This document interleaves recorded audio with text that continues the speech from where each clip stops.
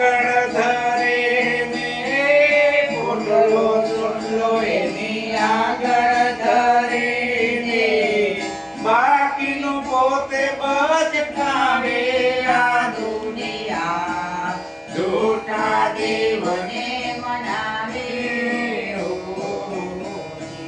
ચાર પગે ઠેકતા હોય એમ થાય કે આના પેટમાં શું આવ્યું. ચાર પગે ઠેકતા હોય ભુવા છાતીમાં ઢીકો મારવો જોઈએ. આવું ના કરાય. આ પાંચ તત્વના દેહમાં અંદર કોઈ માતા બાતા પ્રવેશે એવો નથી.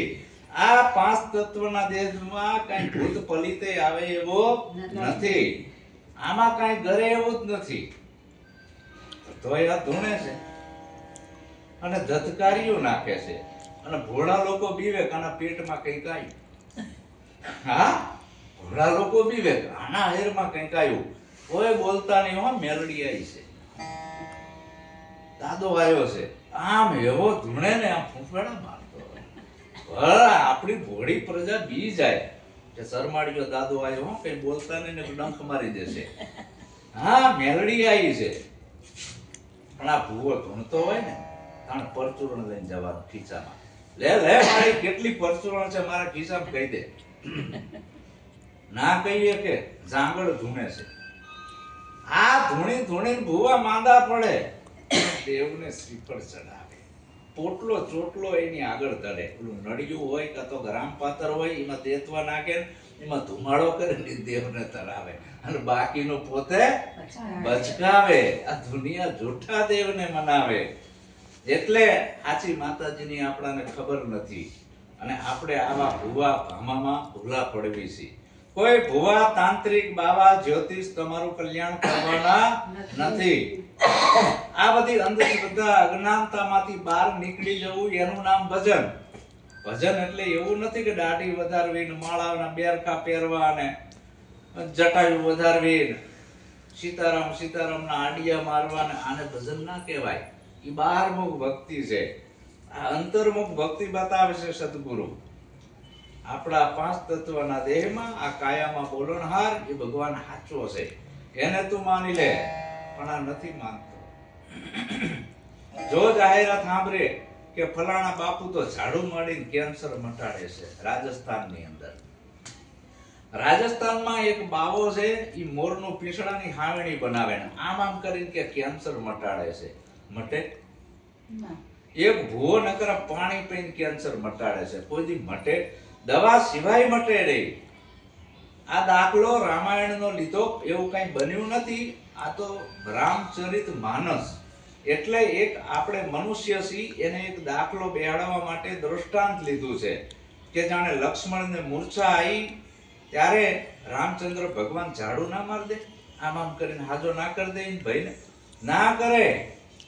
હનુમાનજીને કીધું સુષેણ વૈદ્યને બોલાવો, જડીબુટ્ટી વાટીને પીવરાવે એટલે દવા. પેલા દેશી દવા ઉપર હાલતું હતું, દવા કરાવવી પડી જ નહીં. આ તો ખાલી દ્રષ્ટાંત છે. આપણે એ રામાયણમાં જવું નથી, પણ આ તો દ્રષ્ટાંત આપ્યું કે તમે કોઈ આવી અંધશ્રદ્ધામાં રહેતા નહીં. તમને કઈ થયું હોય તો દવાખાને જજો.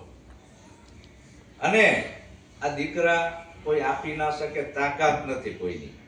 એક ભૂવો દર રવિવારે છે ને લાઈન લગાડે કે મારી જોગણી કે છોકરા આપે છે, મારી જોગણી છોકરા આપે છે. દર રવિવારે લાઈન લાગે જોગણી માં. એક દી અમારી બેનું જઈ ચડી, હું તાણે ચાંદલોડિયા રહેતો હતો. એ રવિવાર ભરવા જઈ કે બાપુ ખોળો નથી ભરાતો. અરે ભુવાએ કીધું કે 10 રવિવાર ભરો, 10 રવિવાર ભરો, તમને હારાથી દેખાડશે. કે 10 નહીં 50 રવિવાર ભરવી, હારા દાડા દેખાડશે ને. કે હા, પણ કે અમારા ધણી અમેરિકા જ્યાં 5 વર્ષ પાછા આવવાના છે. ખોળો ભરાય? હે આપે? અમારા ધણી અમેરિકા જ્યાં છે 5-6 વર્ષે પાછા આવવાના છે. આપે છોકરો? તાકાત છે એની? તો ખોટું નથી લાગતું આપણાને? ગાડીમાં એન્જિન સારું હોય તો જ હાલે ને. એન્જિન જ બગડી જેલું હોય તો નકરું એક શું કરે? પતિ પત્ની એ બેનો સંજોગ થાય તો જ બાળકની ઉત્પત્તિ થાય. અને એમાંય જો કઈ કમી હોય તો ના થાય. એમાં ભુવા કે માતાજી કઈ કામમાં આવતા નથી. પણ આ કે મારી માએ છોકરો આવ્યો, મેલડી આલ્યો છે, મેલિયો નામ રાખજે, કાળકાએ આલ્યો છે, કાળિયો નામ રાખજે. એટલે નામે એવા ને એવા રાખે. ગોગાએ આલ્યો છે, ગોગલો નામ રાખજે. શું આપણી આ લુહારમાં ઘરે ઘરે ભુવન ભૂવ્યું છે, શી ખબર.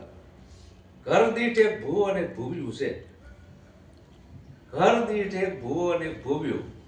બેન હોય દશિયામાં ખમા ખમા ધૂણતી હોય, અને ભાઈ હોય નશિયામાં.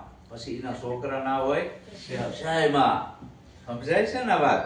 આપણા સમાજની જો વાણિયાના ઘરમાં કોઈ દી ડાકલા વાગ્યા, વાણિયા કોઈ દી સાસરે પડ્યા, વાણિયા કોઈ દી બાધા લેવા ગયા, કેટલી બધી આગળ છે એ કોમ.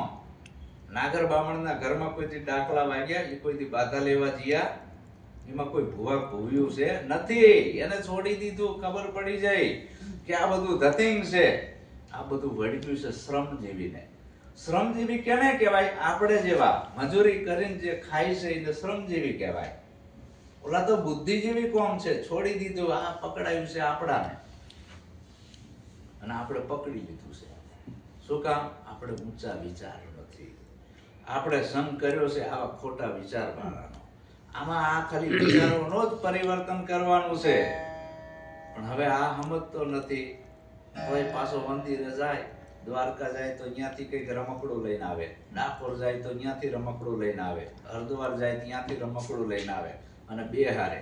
અને કોઈ જો એમ કે પાવાગઢ વાળી માતા સારું કામ કરે છે, પાછો અહીંયા ધક્કા ખાય, ત્યાંથી ફોટો લાવીને મૂકે, અને ઈ કામ ના કરે ને કે અંબાજી જા, અંબાજી વાળી સારું કામ કરે. આ ફોટો નાખી આવશે. અમારે તલાએ કેટલાય ફોટા પડ્યા હોય ઢગલો, કે આ માતા કામ નથી કરતી, બીજી પકડો. ઈ અંબાજી ને બેહારે. વળી ઈ કામ ના કરે ત્યાં ઓલી બાજુ ચોટીલા વાળી કામ કરે છે, અહીંયા ધોળા કરે ને એનો ફોટો લાવે. આમાં નામાં જિંદગી બરબાદ થઈ જાય છે.